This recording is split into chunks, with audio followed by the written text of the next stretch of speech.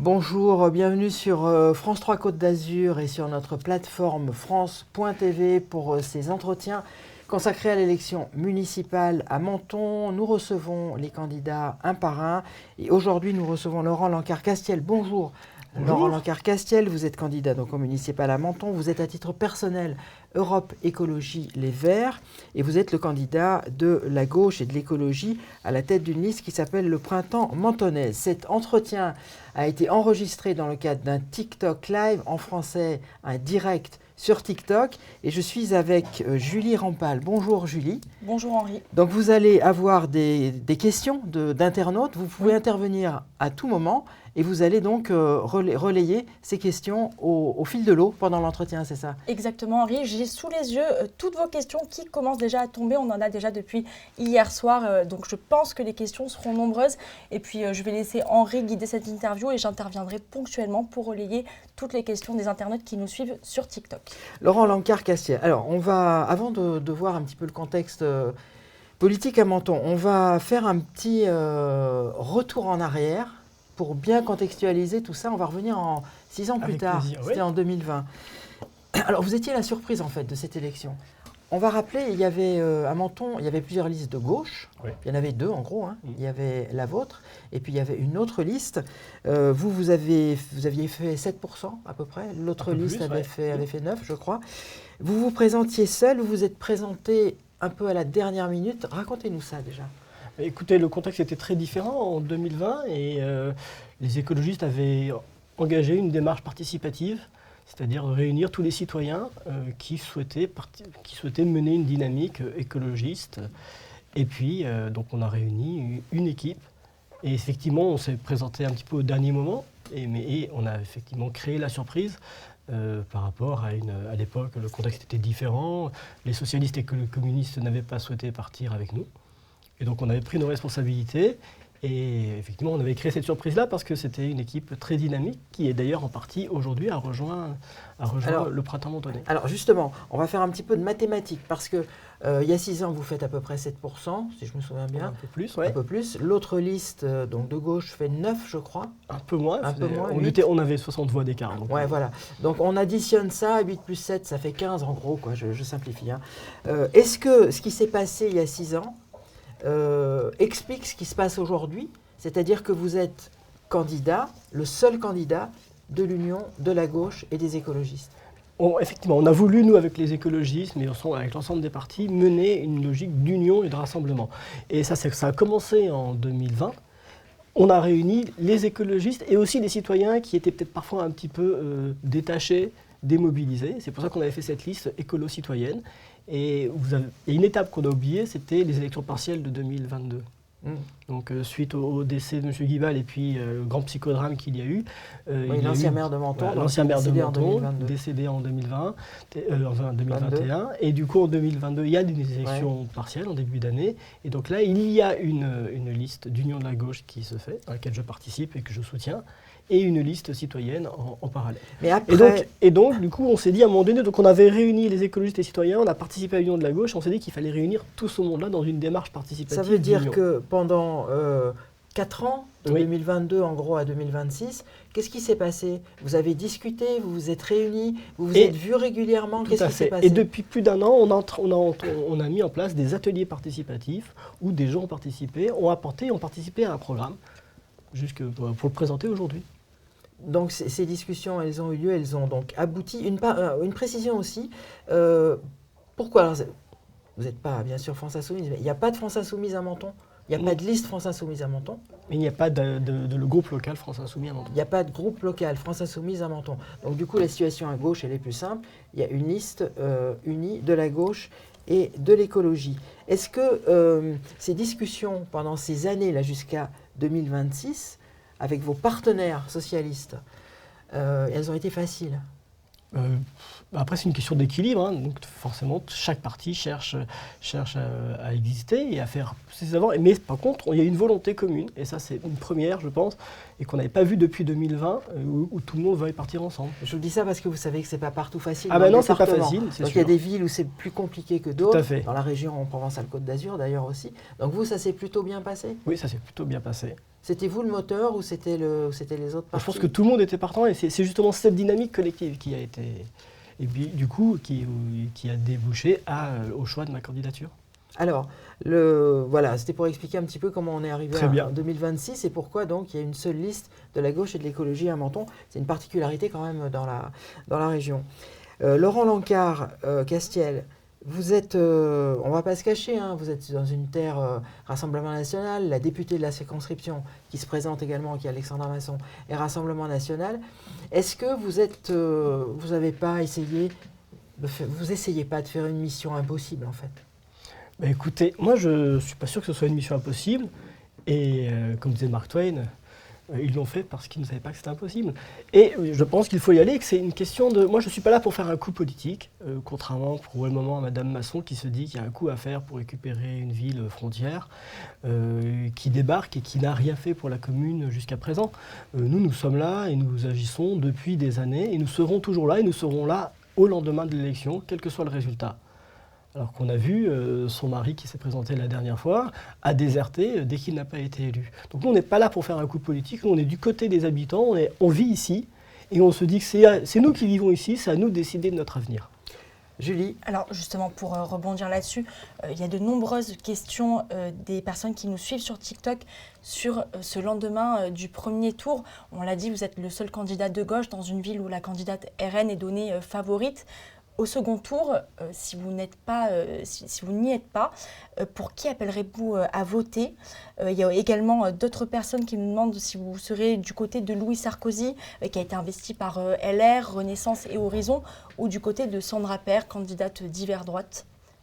Alors moi, je ne suis pas devin. Par contre, je sais que je suis la seule candidature qui rassemble. On a face à nous 5 listes de droite avec 50 nuances de droite. On a des candidats LR qui ne sont pas LR, on a une conseillère régionale et une conseillère municipale LR qui par contre n'est pas investie par LR, c'est à n'y rien comprendre. On a une candidature d'extrême droite, mais on a une autre candidature d'extrême droite avec Reconquête. En fait, on a 50 nuances. Et nous, on est seuls à regrouper ici et à être auprès des habitants. Et vous savez, la dernière fois que la gauche est partie unie, elle a fait 22%. Et donc, potentiellement, alors, elle est sur tête. Parce que ce fantasme de dire que Menton est une terre de droite, d'ailleurs, Nice ce matin avait fait un petit ratio, c'est oublier qu'il y a une forte tradition historique de radical socialiste à l'époque. Et sachez que la dernière fois que le précédent maire, M. Guibal, donc le maire d'avant, M. Guibal, quand il est venu la première fois sur Menton, il avait demandé à François Mitterrand l'étiquette socialiste pour se présenter quand il est arrivé. Donc si vous voulez, je pense pas. En fait, je pense qu'il faut arrêter de déconcentrer. Je sais, mais Laurent Lancard, il faut déconstruire un petit peu ce fantasme. On a du temps, on s'arrête là. La question, c'était pas ça. La question, c'était au deuxième tour. Oui. On va parler de votre programme après, je vous promets. Mais c'est des questions que les gens se posent. Oui. Vous êtes au deuxième tour. Oui. Imaginons que vous soyez la surprise, comme en 2020. Vous faites un score important, je ne sais pas moi, 12, 13, 14, derrière Alexandra Masson et Louis Sarkozy. Vous êtes en position d'arbitre. Oui. Qu'est-ce que vous faites? je vais vous dire après ce que je pense, mais qu'est-ce que vous faites? Après, vous savez, je pense que les écologistes et la gauche a toujours su prendre ses responsabilités. Mais je pense que vous ne poserez pas cette question à un candidat de droite. Si, on leur posera tous la même question. D'accord. Mais je vais vous expliquer pourquoi je vous pose cette question. Parce qu'il y a des précédents. Je pense qu'il peut y avoir un front républicain.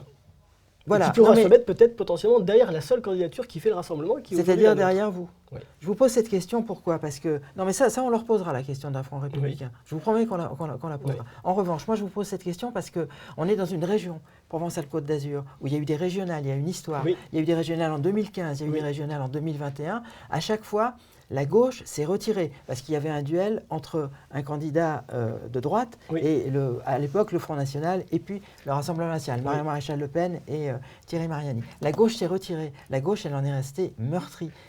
Elle le dit encore. La question, elle est simple. Si vous êtes dans cette position d'arbitre, est-ce que vous vous retirerez? Écoutez, aujourd'hui, je ne sais pas, mais je pense qu'il n'y a pas de raison qu'on se retire. Et en fait, tout dépend. On ne sait pas, en fait. Moi, je ne peux pas faire de plan sur le Koweït parce qu'on ne connaît pas. On ne sait pas qui sera numéro 1, qui sera numéro 2, qui sera numéro 3. Face à 5 listes de droite et une 6e liste d'union qui va jusqu'au centre-gauche, qui va même au-delà, puisqu'on représente, on a aussi des gens qui nous ont rejoints et qui sont plutôt de tendance centriste, voire de droite humaniste, qui nous rejoignent et qui ont envie, à un moment donné, de rejoindre cette équipe-là. Et c'est ce qu'on voit, en fait, depuis que j'ai déclaré ma candidature, j'ai finalement eu des messages de dire enfin quelque chose d'autre. Enfin autre chose que ce qu'on entend tout le temps et sur lesquels on est bassiné toute la journée des médias. Enfin quelqu'un qui veut s'occuper des Mentonnais. La seule question, bon, c'est un peu éditorialisé ce que je vais vous dire, mais c'est qu'il est possible aussi, et ça pourrait créer une énorme déception chez les gens qui vous suivent et qui s'apprêtent peut-être à voter pour vous, c'est qu'à Paris, on vous demande de vous retirer. Que vous ayez un coup de fil de Marine Tondelier et qui vous disent Laurent, c'est pas possible. C'est peut-être parce que vous connaissez mal les écologistes, mais en fait... C'est un peu ce qui s'est passé c'était Jean-Laurent Félidia, c'était un écologiste en 2021. Sauf qu'on a un principe de subsidiarité chez les écologistes, c'est que c'est le groupe local qui décide ce qu'il fait. Donc et moi, comme je mène une liste qui n'est pas seulement écologiste, mais qui est une liste de rassemblement, ce seront l'ensemble de la liste qui décidera ce qu'ils devront faire. Alors, on retient aussi, par rapport à ce que vous avez dit, que vous envisagez éventuellement de mener un front républicain s'il y avait une candidate Rassemblement National suffisamment en tête pour pouvoir être élue. Alors, on en a parlé, vous avez prononcé le mot plusieurs fois, le nom plutôt, de Louis Sarkozy. Je vous disais, cette élection, elle est particulière, d'abord parce qu'on est quand même en terre RN, c'est pour ça que je vous parlais d'une mission impossible. Elle est particulière aussi parce qu'il y a Louis Sarkozy, le fils de Nicolas Sarkozy. Est-ce que ça modifie votre campagne? Est-ce que ça l'a modifié ou est-ce que vous n'avez rien changé? Nous, ça n'a rien changé. Franchement, les yeux dans les yeux. Non, mais qu'est-ce que ça a pu changer pour nous? Nous, on est là depuis des années. Donc, à un moment donné, c'est pas un gars qui vient parce qu'il n'a pas eu ce qu'il voulait à Paris, parce qu'en fait, c'est ça l'histoire. Il a été viré de Paris parce que Madame Dati n'en a pas voulu et il fallait lui trouver un terre d'atterrissage. Et il y a tonton Estrosi qui lui a dit va à Menton parce que mon candidat est plus souvent en garde à vue qu'à la mairie. Voilà où on en est. Enfin, c'est ça la politique. C'est qui le candidat en garde à vue? La politique potentielle. Monsieur Juel, qui était le maire sortant. Qui ne se représentait pas. Oui, justement, il ne se représente pas parce que c'est compliqué vu toutes les affaires qu'on a eues durant cette mandature. Donc, ça se résume à ça, une personnalité qui commence en politique, qui n'a pas réussi à Paris et qu'on parachute quelque part. C'est pas un peu plus compliqué que ça quand même? Et vous croyez qu'elle restera s'il perd? Vous croyez qu'il sera élu d'opposition? Il fera exactement comme M. Bettati avant lui et toutes les personnes qui sont venues et qui ne viennent pas pour Menton, mais qui viennent parce qu'ils pensent faire un coup politique. Et je pense que les Mentonnais en ont marre d'avoir des gens qui viennent faire des coups politiques sur leur terre. Vous lui diriez ça si vous l'aviez en face de lui? Oui, je lui dirais pareil. Vous le pensez vraiment profondément? Oui, je pense qu'à un moment donné, on ne joue pas avec les gens. Enfin, la politique est déjà suffisamment... non, je vous dis ça discrédité, ça fait pour pas ajouter un peu plus de discrédit à des candidatures. Ça fait un peu procès a priori, c'est pour ça que je dis ça. Mais la personne, est-ce que c'est moi qui viens dans une ville m'installer, qui fait un ramdam, qui fait venir, voilà, enfin, à un moment donné, je suis pas sûr que ce soit moi qui discrédite la politique, parce que moi je suis du côté des Mentonnais depuis des années. Alors on a une remarque sur TikTok, Guibal, l'ancien maire, a été parachuté aussi, et pourtant il a été maire. Oui. Il a été parachuté, comme vous dites que Louis Sarkozy a été parachuté. Oui. Ça ne l'a pas empêché d'être maire. Tout à fait. Ça vous fait pas peur? Non, pourquoi ça me ferait peur? Non, ce qu'il y a derrière cette question aussi, c'est que c'est pas parce qu'on vient de l'extérieur qu'on ne peut pas être un bon maire. Oubliez Louis Sarkozy. C'est pas parce qu'on vient de l'extérieur qu'on ne peut pas être un bon maire. Voilà, c'est ça ce que ça veut dire aussi. Oui, mais la question c'est que propose-t-on? Que propose-t-on pour sa ville? C'est le programme. Voilà. Alors le programme, on va y venir un petit peu plus tard. La particularité aussi de Menton, puisqu'on est là-dedans, Laurent Lancard, c'est une ville frontalière. Oui. Il y a beaucoup de migrants qui passent par Menton. En fait, ils viennent d'Italie. Souvent, ils ne restent pas en France. Ils vont peut-être dans certaines régions de France ou ils vont plus loin, dans d'autres pays européens. C'est une réalité. On ne prend pas position là-dessus. Est-ce que les partis de gauche ou les partis écologistes ne minorent pas cette question? En d'autres termes, est-ce qu'il n'y a pas certains candidats qui refusent de voir la réalité en matière migratoire? Je ne sais pas, il faut peut-être leur poser la question à eux. Justement, c'est à vous. moi, la question, en fait, je pense que... Est-ce que c'est une non-question? C'est pas une non-question, en fait. On est une question, on est une ville frontière, donc forcément, la question migratoire se pose. Après, il y a une question de compétence. Et le problème est qu'on fait reporter sur la ville des compétences qui sont préfecturales. Voilà. Et donc la question c'est que, et on a des maires qui n'appuient pas là-dessus, qui en fait acceptent de jouer les tampons. Donc Ce que vous voulez dire, c'est que ce n'est pas une compétence du maire, c'est ça? C'est une compétence enfin la compétence de la question migratoire n'est pas une compétence municipale. Oui, ça c'est Ce exact. que l'on peut, voilà. Donc en fait, à un moment donné, il faut aussi accepter de se dire que on ne doit pas subir des décisions qui sont de la responsabilité de la préfecture qui est à Nice. Donc, oui, ok, mais le maire, il peut intervenir auprès du préfet, il peut aller le voir, il peut demander des rendez-vous, Ce que je veux vous dire, c'est que Menton, c'est pas Cannes. Menton, c'est à la frontière avec l'Italie. Donc, on va voir tout à l'heure dans votre programme, mais vous allez parler de ça, vous en parlez avec les gens. Mais bien sûr. Ne me dites pas qu'ils vous en parlent pas, c'est pas possible. Si, mais en fait, il y a deux manières de voir la frontière. On peut voir la frontière comme mettre des remparts, vouloir la barricader et dire que c'est un espace énorme d'échange et de partage. Et nous, c'est comme ça qu'on le voit. Moi, j'ai grandi ici, la frontière, en fait, elle existe physiquement que depuis 2015. On ne s'est jamais posé la question de savoir s'il y avait une frontière, en fait. Les gens vont tous les jours en Italie faire leurs courses et inversement, on a tous les jours des Italiens qui viennent à Menton. Donc à un moment donné, il faut arrêter de penser qu'il y a un ravin entre Monaco et Vintimille. Hein. Il y a un autre thème, Laurent Lancard. La sécurité. Il y a des enquêtes qui ont été faites par le CEVIPOF. Oui. C'est le Centre d'études de la vie politique française, ça dépend de Sciences Po. La priorité numéro 1, dans ce qui ressort de cette enquête, c'est la sécurité. Alors, question, est-ce que c'est une réalité à Menton ou est-ce que c'est du ressenti? C'est-à-dire, est-ce que là aussi, les candidats de gauche ou écologistes ne sont pas un petit peu dans un déni de réalité par rapport à ce que ressent la population? Il y a un ressenti, et le ressenti, il est clair, la population, c'est un besoin. La question est quelle est la solution qu'on apporte à ça?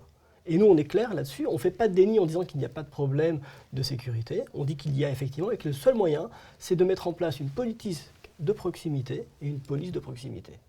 C'est-à-dire, effectivement, aller là où sont les personnes. C'est-à-dire qu'avec plus de présence sur le terrain et trouver des solutions, effectivement, pour aller. Parce qu'en fait, aujourd'hui, on a une politique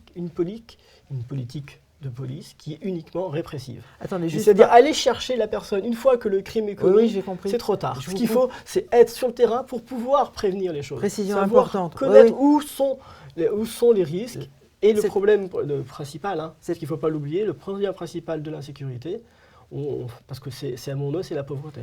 Cette police de proximité dont vous parlez, elle est nationale ou elle est municipale? Eh ben, la police municipale doit jouer son rôle de police de proximité. C'est-à-dire, alors on précise les choses. Donc vous êtes élu maire de Menton. Oui. Est-ce que vous augmentez par exemple le nombre de policiers municipaux?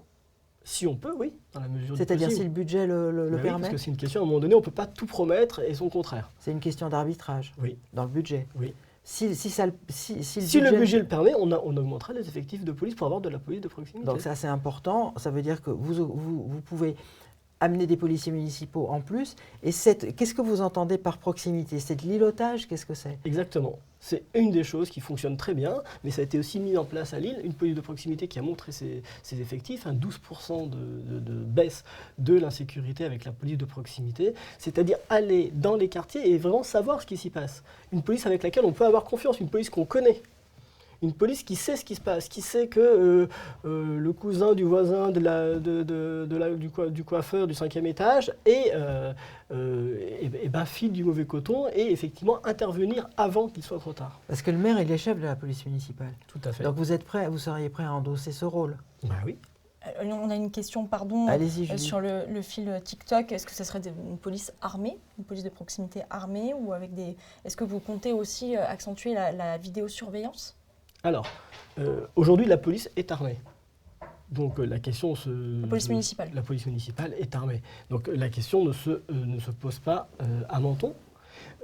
Après, la question, c'est que si vous voulez, il faut voir les choses de manière plus globale. La vidéosurveillance, en fait, c'est pas un dogme de dire il faut de la vidéosurveillance, il faut pas de la vidéosurveillance. C'est pas parce qu'on mettra des caméras en plus qu'on aura résolu le problème.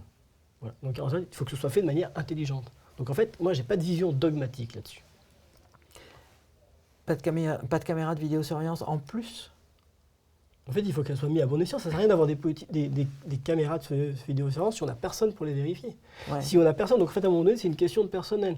Si c'est juste pour avoir des caméras, pour dire on met des caméras, et finalement que la vidéosurveillance, elle n'intervient qu'a posteriori. C'est-à-dire que Elle n'a jamais empêché le moindre accident.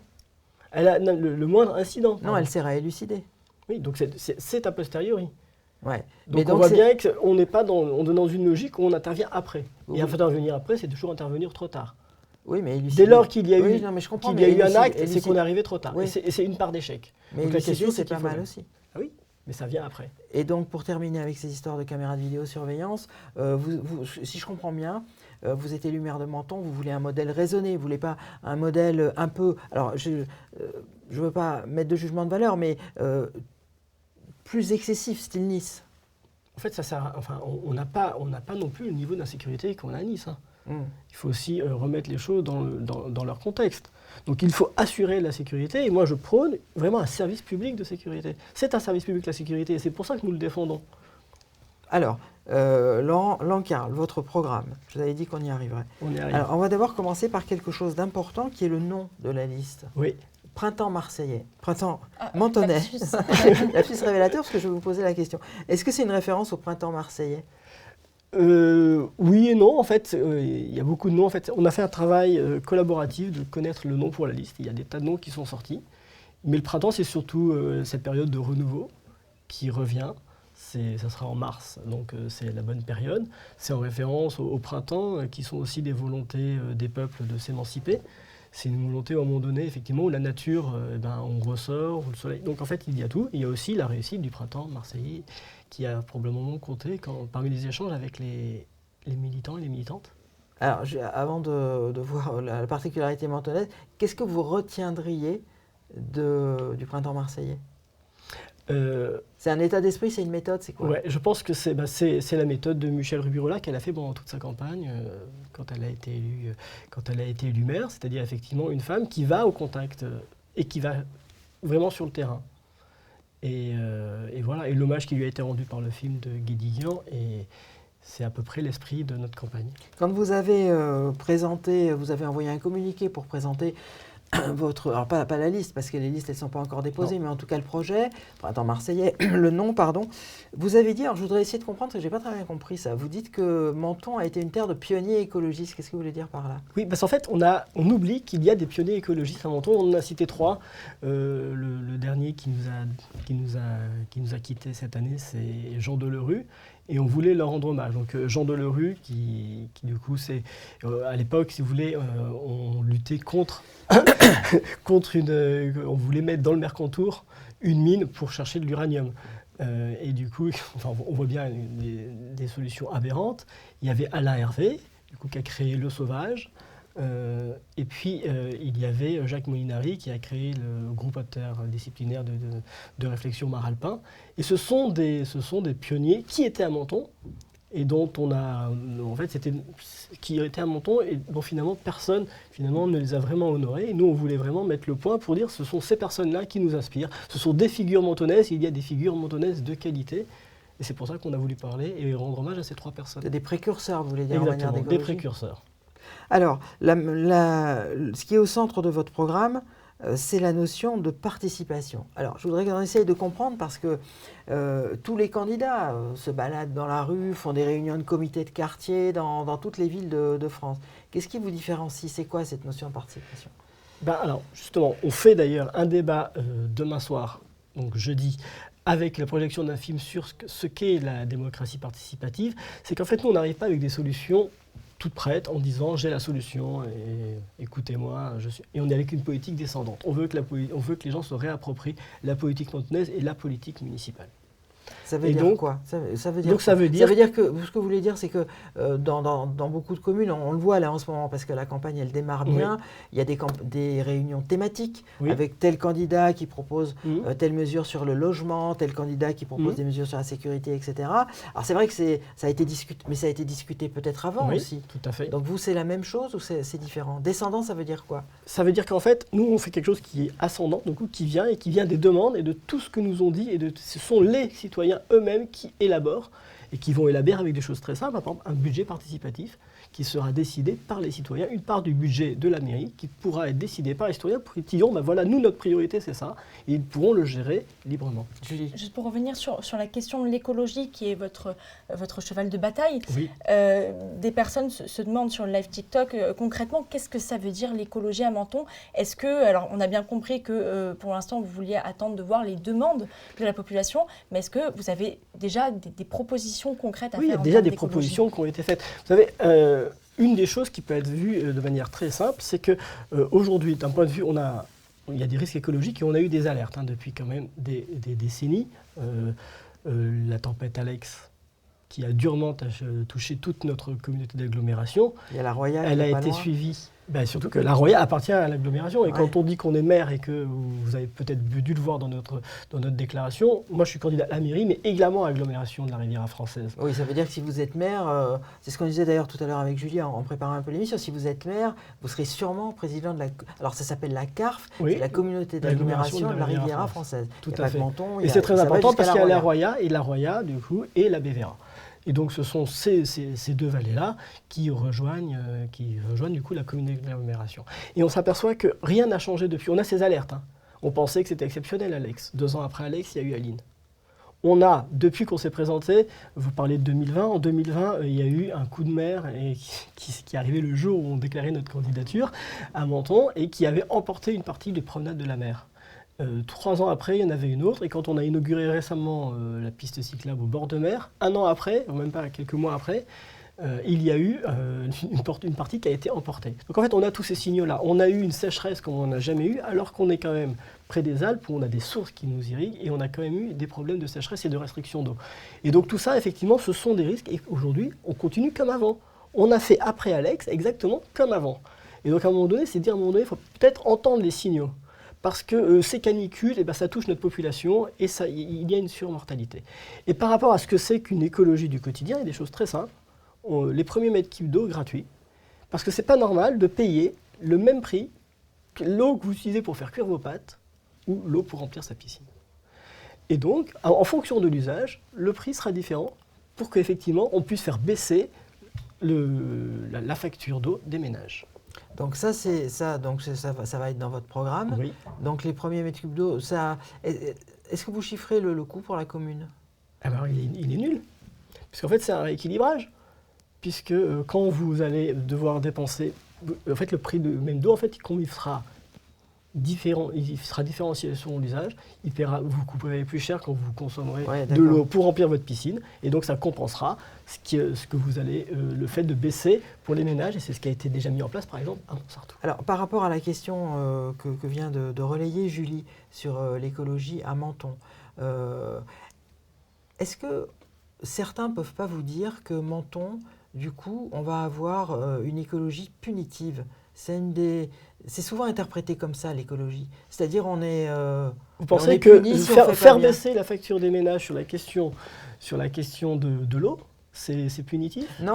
Non, mais celui qui remplit sa piscine, il paiera l'eau plus chère. C'est ça, j'ai bien Ah oui, compris. mais est-ce que c'est pas un luxe d'avoir une piscine quand on habite au bord de la mer? Ça, c'est une interprétation, j'en sais rien. Mais Est-ce que c'est normal de payer le même prix pour faire cuire ses pâtes que pour remplir sa piscine? non, mais on est au Donc cœur. la justice j'ai sociale, compris. c'est bien de dire à un moment donné les besoins qui sont vitaux, qui sont les besoins dont les besoins ne doivent pas être le même prix que des besoins de luxe et qui J'ai compris, mais on est au cœur de la question que je vous pose. Certains reprochent à l'écologie d'être punitive, c'est-à-dire que ils disent c'est pas aux hommes politiques de me dire ce qui est un luxe ou ce qui l'est pas. Oui. Alors moi je réponds, c'est qu'à un moment donné, il faut équilibrer les choses. C'est une question de justice sociale. Et donc, quand on dit à un moment donné des choses, et puis là, moi je suis plutôt pour une écologie des solutions. C'est-à-dire qu'à un moment donné, on va accompagner tout l'ensemble des ménages, par exemple, et notamment ceux qui ont des maisons, à pouvoir avoir des réserves d'eau. C'est-à-dire récupérer l'eau de pluie pour justement faire des économies d'eau. Et ça, on peut être aidé par les agences de l'eau au niveau national. Et ça, aujourd'hui, ce n'est pas fait. Cet accompagnement au changement. En fait, ce qu'il faut voir dans l'écologie, c'est qu'avant tout, c'est que soit on anticipe les changements, soit on va devoir les subir. Et quand on les subit, ça sera 2 fois plus violent. Donc soyons en avance. Et ça, c'est vraiment une logique économique, en fait. C'est une logique économique quand vous avez une société, et quand vous devez une société, soit vous êtes en avance. Et dans ce cas-là, vous prévoyez et vous êtes prêt à monter ces défis, soit vous attendez que ça arrive, et alors après, vous vous n'allez pas pouvoir vous tromper. Donc effectivement, il faut toujours avoir un coup d'avance. Et aujourd'hui, l'innovation, elle est environnementale et elle est écologique. Et c'est important ce que vous dites là, parce que tout à l'heure, vous avez parlé de Montsartou. Là. Oui. C'est vrai que Montsartou, c'est un modèle Oui. original, hein, Oui. qui est connu nationalement. Souvent, Tout il y a à fait. beaucoup de reportages nationaux qui Oui. sont faits à Montsartou. Il y a des régies publiques, il y a des cantines bio, enfin Oui. bon, c'est très connu. Est-ce que Menton pourrait prendre la même direction? Ah ben c'est carrément, et c'est même complètement notre modèle. Et quand on parlait tout à l'heure de ce que c'est que l'écologie, c'est de mettre en place des cantines bio et locales. Et cela permet avec, et on a la particularité à Menton, vous avez parlé de la Roya et de la Bévéra, de faire vivre aussi ces territoires ruraux où on peut développer une agriculture grâce à la commande publique. Donc, dites-nous un petit peu, là, tout à l'heure, moi, je vous disais ça de façon un peu provocatrice, mais Oui. l'écologie, elle n'est pas uniquement punitive, bien sûr. Non. Hein. Vous, ce que vous voulez essayer d'expliquer, c'est que c'est une sorte d'écologie heureuse pour la ville. Tout à C'est fait. ça, hein, si j'ai bien compris. C'est ça. Vous nous avez donné des exemples, vous avez Oui. parlé du prix de l'eau, vous avez parlé de ça, les cantines bio, le modèle de Montsartou. Qu'est-ce qu'il y a au cœur de votre programme, des mesures phares en matière d'écologie, peut-être qui peuvent faire un peu rêver les Mentonnais? Eh ben, vous savez, moi je pense que Menton, c'est la capitale du soleil. Il faudrait que ce soit aussi la capitale du solaire.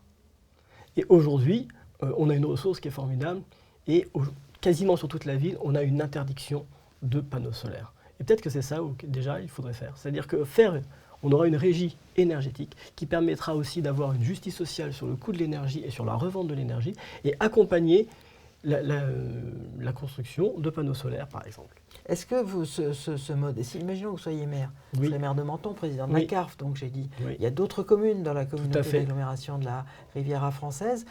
Les maires de la CARF, ils ne seront peut-être pas forcément d'accord avec vous. Non. Alors vous pourrez le faire à Menton, ce que vous dites, mais est-ce que vous pouvez le faire également au niveau de la communauté d'agglomération? Est-ce que c'est plus difficile? Est-ce que vous aurez des relais dans d'autres communes? Mais tout à fait. Et vous savez, par exemple, un de nos projets, parce que quand on parlait tout à l'heure de Vallée, on a proposé, dès 2015, quand j'étais d'ailleurs candidat dans la Roya et la Bévéra, donc ça a été le premier lieu où j'ai été candidat, la Roya et la Bévéra. Et on avait proposé de sanctuariser la ligne, cette ligne de vie qui est la ligne, en la classant au patrimoine mondial de l'UNESCO. Donc, il y a les Scarasouilles, qui sont quand même des ouvrages d'art. C'est un tunnel hélicoïdal qui fait que quand vous rentrez dans le tunnel, et si vous avez déjà pris le train des merveilles, vous arrivez, vous rentrez dans le tunnel, et quand vous ressortez au même endroit, mais 20 mètres plus haut. Et donc, d'ailleurs, vous le sentez parce que vous sentez que vous tournez. Et donc, en fait, ça, c'est par exemple, il y a des ouvrages d'art incroyables. Et donc, cette ligne-là, cette ligne franco-italienne, qui aussi porte toute l'histoire, de la route du sel, toute l'histoire du baroque, toute l'histoire donc avec les Bréas et les chapelles et leurs peintres, et par exemple, et Notre-Dame. et Notre-Dame. Donc, on a vraiment un patrimoine énorme. Et donc, l'idée, c'est de se dire qu'on peut. Et ça permet de sanctuariser. Et on voit bien du coup, et quand j'avais lancé cet appel-là, j'avais déjà des communes qui m'avaient dit, mais effectivement, c'est formidable parce que ça permet de faire le lien entre le littoral et l'arrière-pays. Alors on va résumer, j'essaye de résumer ce qu'on a dit depuis le début. Donc une police de proximité, Oui. Ça j'ai compris, plutôt des îlotiers quoi en gros, Exactement. Police municipale. Les premiers mètres cubes d'eau pour boire, pour faire cuire les pâtes qui seront gratuits. Tout à fait. Du solaire. Ouais. Qu'est-ce qu'on peut retenir également de marquant dans le programme de Laurent Leclercq-Castiel? C'est pas forcément d'ailleurs de l'écologie, parce qu'il n'y a pas que l'écologie. Si vous voulez aussi, je pense qu'il faut envisager la ville. Aujourd'hui, on a une ville qui étouffe, parce qu'effectivement, elle est asphyxiée, notamment au point de vue de la circulation. Et donc, une des choses à faire, c'est qu'on a 2 entrées de ville principales. On a l'entrée est, donc proche de la frontière italienne, à Gare-Avant, et l'entrée nord. Et donc l'idée, c'est que là, on fasse 2 grands projets, et 2 grands projets de ville, notamment à côté du fameux hôtel 5 étoiles qui ne voit jamais le jour et qui ne verra probablement jamais le jour, où on est vraiment des grands projets, qui soient des projets structurants, et probablement une coulée verte qui aille du haut du Careil jusqu'à la mer, avec des transports publics en site propre, et donc une coulée verte qui permettra de redynamiser tout cet axe qui doit devenir un axe commercial et de commerce de proximité majeur. Une petite parenthèse. Julie, oui? Allez-y. Pour rebondir, mais Ouais, peut-être qu'on allez-y. allait venir sur votre programme en matière d'écologie. On n'a pas vraiment évoqué la question de la mobilité et c'est une question qui revient sur TikTok mais qui était déjà aussi posée avant même cette interview.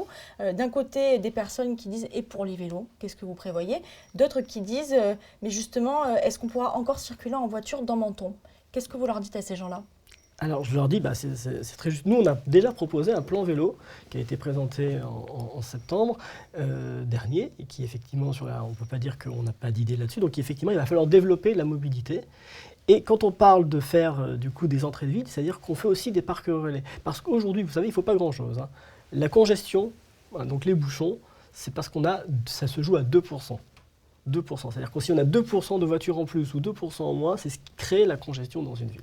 Et donc si on met des parcs relais, et aujourd'hui on a beaucoup trop de voitures qui traversent Menton. À un moment donné, on ne traverse pas Menton pour aller de l'Italie à Monaco. Ce n'est pas la vocation. Donc en fait, l'idée c'est de dire, si vous voulez venir à Menton, et pour que les Mentonnais puissent circuler de manière fluide, à un moment donné, il faut arrêter ce trafic de transit, et notamment en faisant des parcs relais, avec des transports en commun qui soient hyper efficaces. Vous savez, tout le monde pensait que c'était impossible à faire, et quand Nice a le fait sur son axe principal, sur l'avenue Jean Médecin, aujourd'hui, personne n'imaginerait qu'on puisse circuler, alors qu'avant, il y avait 4 voies sur Jean Médecin. Donc, et on voit bien que du coup, si on faisait quelque chose de ce même type, ça veut dire de la circulation pour les locaux, et que les personnes qui viennent, et d'ailleurs, ça marche très bien pendant la fête du citron. Pendant la fête du citron, on a la population qui peut-être est multipliée par 3 ou 4. Et ben, c'est ce qu'on fait. On a le parking, en l'occurrence aujourd'hui le parking du supermarché qui est en haut, d'Intermarché, qui est utilisé comme parc relais. Et ça fonctionne très bien avec des navettes qui vont et qui viennent. Et voilà. Pourquoi ce système-là que l'on sait mettre en place pour la fête du citron, on ne le généraliserait pas tous les jours? Et d'ailleurs, il y a 3 semaines, j'ai discuté avec des collègues qui travaillent donc au département et qui ont fait des comptages. Et ils m'ont dit, mais oui, mais tous les comptages le confirment. Il n'y aurait pas de problème à mettre en place un site propre de transport en commun sur cette grande vallée du Caraïbe. Dans la méthode participative là, que vous prônez, oui. Est-ce que vous rencontrez des chefs d'entreprise? Alors je pose la question parce que souvent on oppose l'écologie et le développement économique. C'est un peu simpliste comme raisonnement, mais est-ce que vous avez l'adhésion du monde patronal? Vous ne connaissez pas en fait mon itinéraire. Parce que moi, quand j'ai été responsable de l'évaluation des politiques publiques et de la mobilité pour l'Agence de l'environnement et de la maîtrise de l'énergie, mes principaux interlocuteurs étaient les chambres économiques. Parce qu'effectivement, c'est eux qui portent... Donc c'est un monde que vous connaissez bien. Oui, donc c'est un monde que je connais bien. Alors ça a étonné parce qu'effectivement, je n'étais pas là en train d'aller flatter et je passais plus de temps avec les chambres économiques et à mettre en place des dispositifs pour les accompagner. Parce qu'aujourd'hui, quand un employeur emploie un employé ou une employée, il emploie aussi sa voiture. Donc lui penser à ça, ça veut dire aussi c'est penser à autre chose. Et c'est comme ça qu'on a fait par exemple à ST Microelectronics, où ils ont dit on a un problème, il faut absolument qu'on construise un parking supplémentaire. On leur a dit mais si on apporte des solutions de mobilité, eh ben, vous n'allez pas avoir besoin du parking. Ils ont utilisé ce terrain-là, ils ont construit un nouveau bâtiment et ils ont gagné 10 ans d'innovation sur les autres. Et c'est effectivement ce qu'on a mis en place un peu partout quand j'étais à l'ADEME à l'époque, donc avec ces plans de mobilité entreprise, pour accompagner et pour trouver des autres solutions. Si on met en place une solution économique et avec par exemple de la livraison à domicile pour les commerces de proximité, on apporte des solutions. Et donc vous voyez là, on est encore dans une écologie des solutions qui parle. Et on le voit bien, et quand vous le voyez aujourd'hui, les principaux développements qui sont faits par les entrepreneurs sont sur des logiques d'avenir, de dire comment est-ce qu'on va résoudre, comment on va répondre aux problèmes, comment on va répondre aux problèmes en créant des îlots de fraîcheur, et parce qu'on sait très bien qu'aujourd'hui, par exemple, il y a un problème, notamment on a un problème d'isolation. On a des bâtiments qui sont thermiques et qui aujourd'hui, on a une double isolation. Aussi bien pour le froid l'hiver que pour l'été.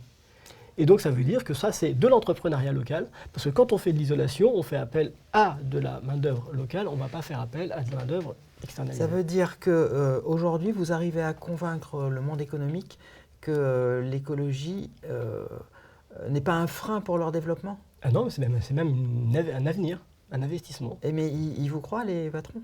Écoutez, moi ce que je vois, c'est qu'aujourd'hui, les sociétés qui sont le plus en développement, et notamment quand on parle des travaux publics, ce sont celles qui font de la rénovation. Alors, Laurent Lancard, on va aborder deux thèmes encore. Avec plaisir. D'abord, on va élargir un petit peu à la notion d'écologie. et les Oui. problèmes sociétaux.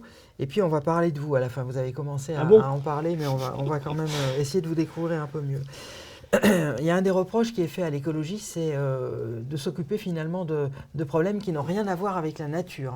Il y a des gens qui sont écolos parce que Ah ils bon aiment se, attendez, c'est pas finir. Ils aiment se balader dans la forêt, ils aiment écouter les oiseaux, ils aiment regarder le bruit des rivières. Et puis ils disent moi, l'écologie et les écologistes, c'est Sandrine Rousseau, c'est des thèmes de société, et là, ça va plus, c'est pas le rôle de l'écologie. Vous êtes de quel côté? Moi, je suis du côté de l'écologie des solutions, je vous l'ai dit. Oui, mais je veux dire, vous êtes naturaliste ou vous êtes écolo-sociétal? Les deux. Pourquoi ce serait incompatible? Ça voudrait dire que quand on veut s'occuper des questions environnementales, du bien-être animal, on est incapable et on serait aveugle aux questions d'inégalité sociale. Bah, c'est tout le Et débat, pourtant, c'est-à-dire que- aujourd'hui, ce qu'il faut être sûr, c'est qu'aujourd'hui, les inégalités sociales font que les premières victimes des questions environnementales, ce sont ceux qui sont déjà les plus vulnérables. Alors, non mais il y a deux choses. Donc effectivement, c'est fortement lié en fait. Là, vous faites un lien entre écologie et problème social. Oui. C'est-à-dire entre écologie et développement social. Ça, Oui. je comprends.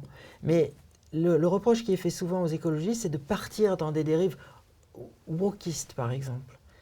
Vous voyez, qui n'ont plus rien à voir avec l'écologie, mais qui sont de l'idéologie un peu abstraite.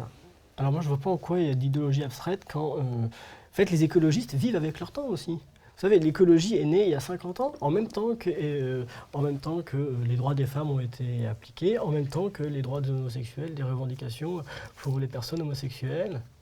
Donc c'est juste qu'on vit avec notre temps, en fait. Vous savez, quand on nous dit on est woke, woke, c'est quoi l'origine du mot woke? C'est d'être éveillé. Oui, ça veut dire qu'on est conscient de la société dans laquelle on vit. Et c'est parce qu'on est conscient de la société dans laquelle on vit qu'on peut avancer. C'est pas en fermant les yeux en disant je ne veux pas voir comment la société vit aujourd'hui.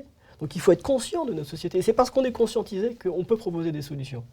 Non, mais je vous dis ça parce que, vous savez, il y a beaucoup d'écologistes. On va pas faire Oui. on va pas essayer, on va pas faire des choses un peu pédantes, mais il y a beaucoup d'écologistes qui se réfèrent à Rousseau. Oui. Rousseau, c'est un des premiers écologistes en littérature. Oui.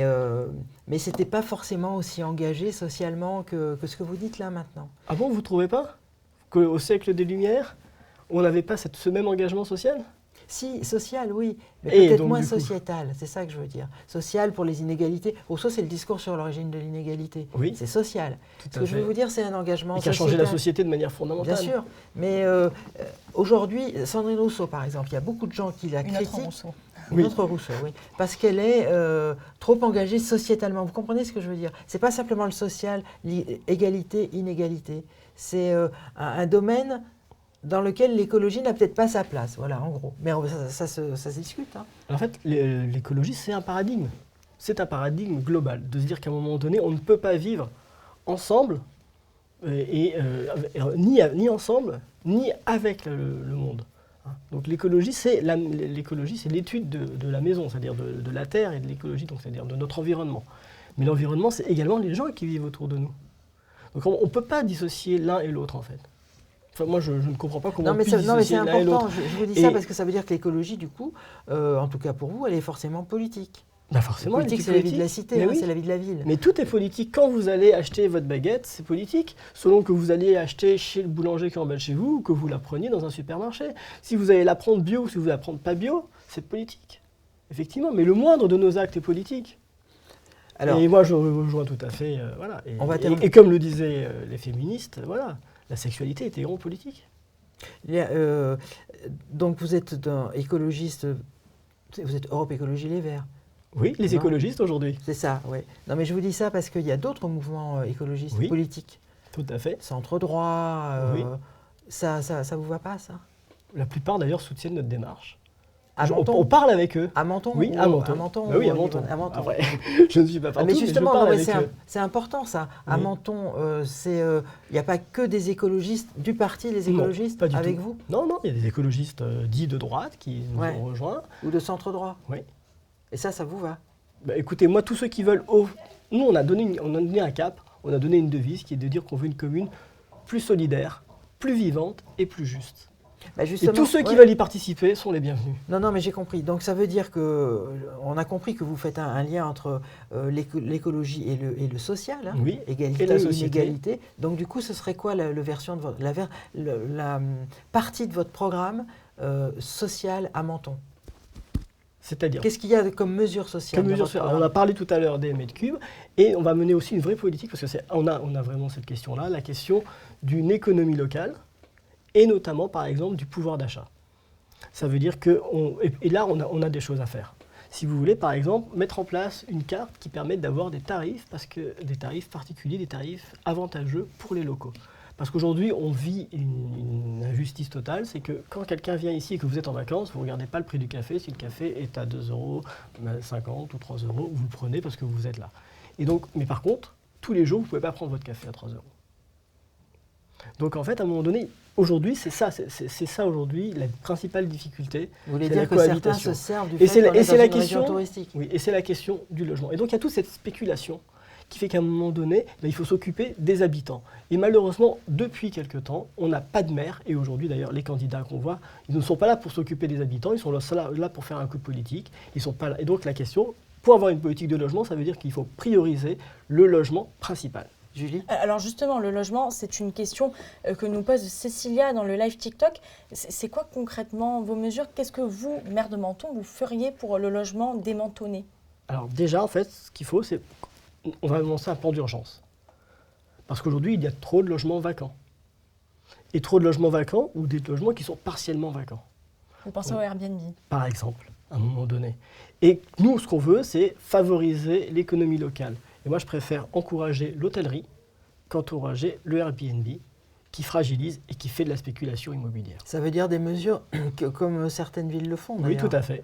Et c'est Et ça- pas suffisamment le cas à Menton, ou c'est pas le cas du tout en ce moment à Menton? Ce n'est pas suffisamment le cas. Il y a eu des tentatives, mais qui sont de l'ordre plus de l'affichage que de la sincérité. Donc à un moment donné, il faut y aller franco. Et ça permet de rentabiliser nos hôtels. Vous savez qu'on parle beaucoup aussi du logement social. Tout à fait. À Menton, c'est compliqué parce qu'il Oui. y a très peu de foncier. Il y a très peu de foncier. La commune, elle est coincée entre la mer et la montagne. Alors c'est un peu partout dans les Alpes-Maritimes, mais enfin là quand même particulièrement, hein. La bande est très petite. Du coup, la loi SRU, cette loi qui impose un certain nombre de logements sociaux Oui. dans les constructions, elle n'est pas respectée. Je pense Oui. que la commune paye des pénalités d'ailleurs. Tout à fait. Qu'est-ce que vous feriez en la Et matière? alors là, du coup, ça peut être un petit peu technique, mais en fait, ce qu'il faut, c'est Allez-y, on a le temps. Essayez de nous si vous expliquer- voulez, alors, essayez tout de nous- simplement. essayez de nous faire comprendre à tous les deux, à Non, Julie mais en et fait, à moi, nous, on comment va ça mettre se passe. en- Si on a compris, c'est que c'est bon. Une des principales mesures, c'est de mettre en place une agence foncière. Parce que la question aujourd'hui, c'est qu'on a de la spéculation et que quand on crée un logement social, on va l'attribuer à quelqu'un.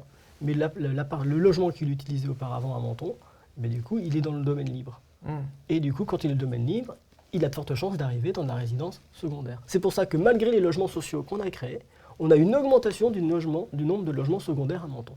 Et donc en fait, c'est pour ça qu'il faut différencier d'une part le bâti du foncier et que le foncier reste et qu'on est notamment avec du logement conventionné, avec du logement social et du logement libre pour les résidences principales. Et donc, on va appliquer cette règle des 3 tiers, une part du logement social pour toute nouvelle construction, un tiers de logement conventionné, c'est-à-dire que c'est du logement libre mais à destination, et un tiers de logement complètement libre. Parce Ce qu'il y qui a aussi- permet d'équilibrer l'ensemble des équilibres économiques et de construction. Un point aussi dont on n'a pas parlé avant de parler de vous, parce que justement, j'y pense parce qu'il y a pas mal de gens qui ont d'Italiens qui ont des résidences secondaires Oui, à Menton. oui. Les relations avec l'Italie, avec les voisins italiens, qu'est-ce qu'un candidat écologiste, comment un candidat écologiste les voit-elle? Alors justement, nous, on prévoit des parcelles. Tout à l'heure, je parlais du train. Mais cette logique, c'est qu'à un moment donné, on faut arrêter de penser que le train s'arrête à la frontière italienne.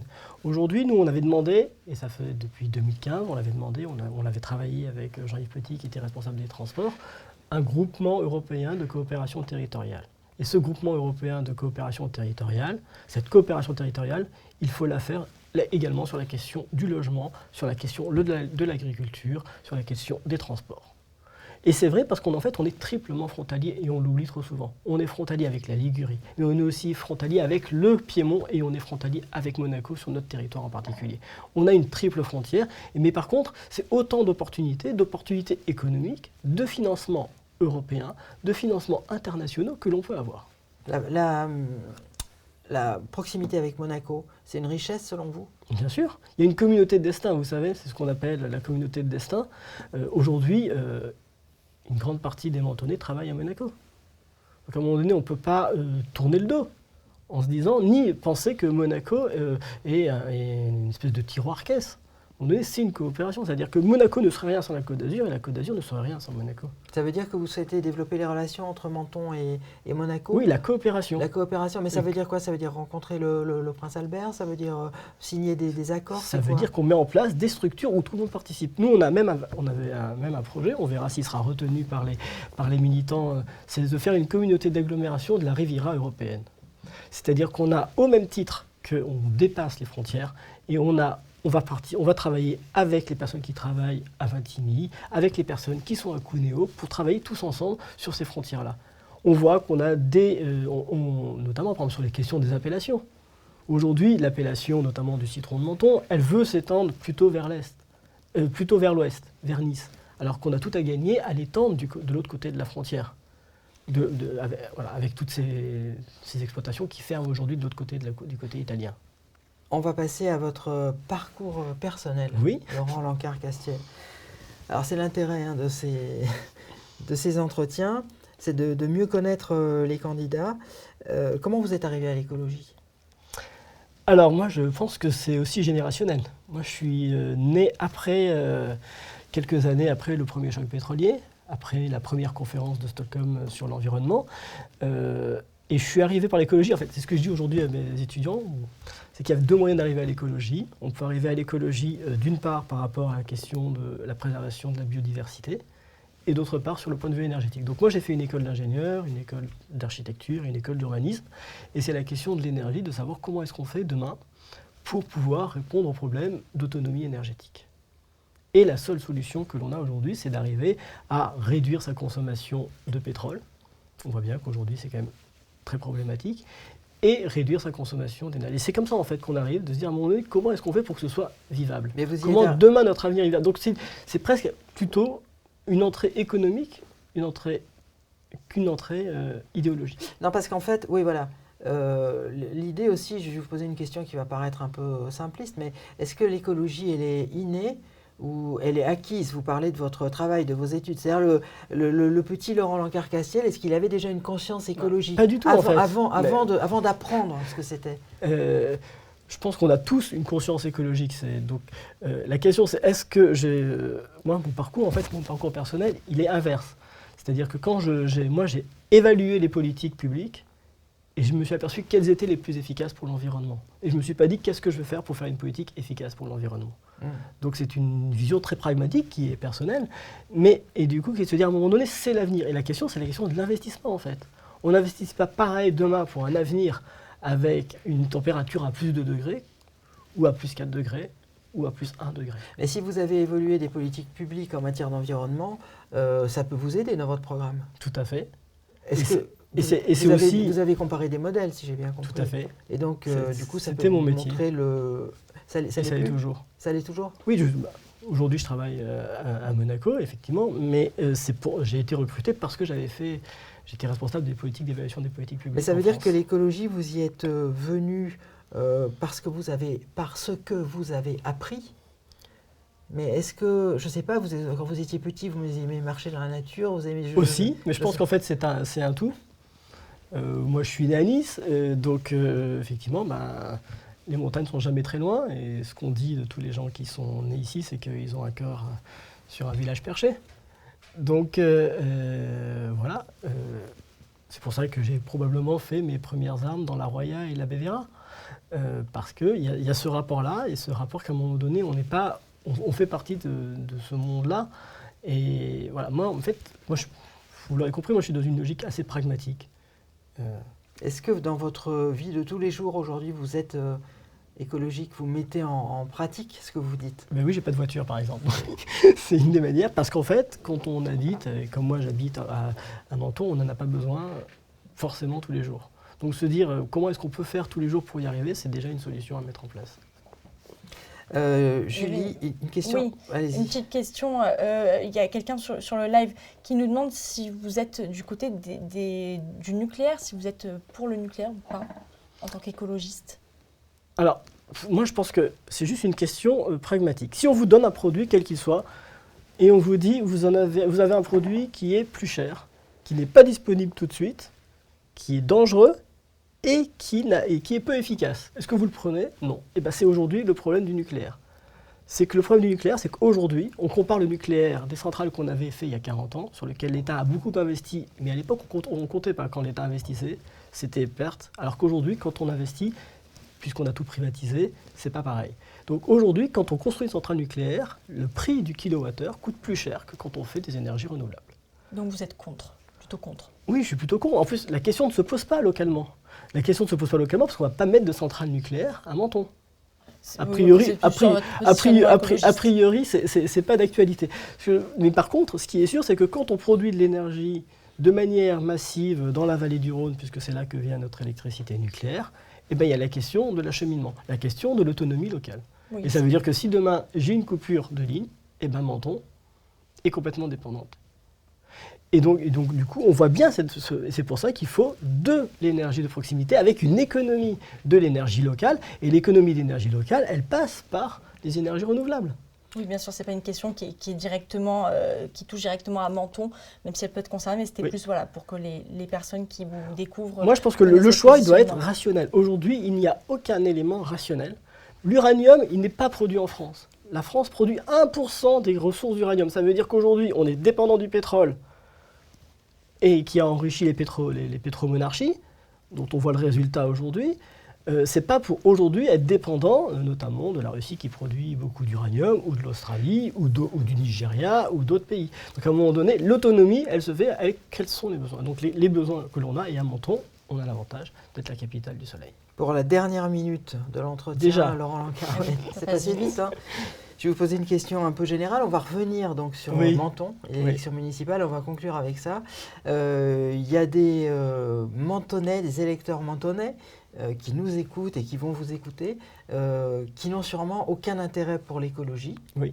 Qu'est-ce que vous leur dites? Vous avez une petite minute pour conclure avec ça. Je leur dis que moi, je suis écologiste, mais je réunis un ensemble de personnes. Et je suis le seul à rassembler autant et d'avoir une grande diversité. C'est ce qui permet de représenter tous les Mentonnais. Et qu'on n'est pas que sur une logique écologique, on est aussi une logique de quelle ville on veut pour demain.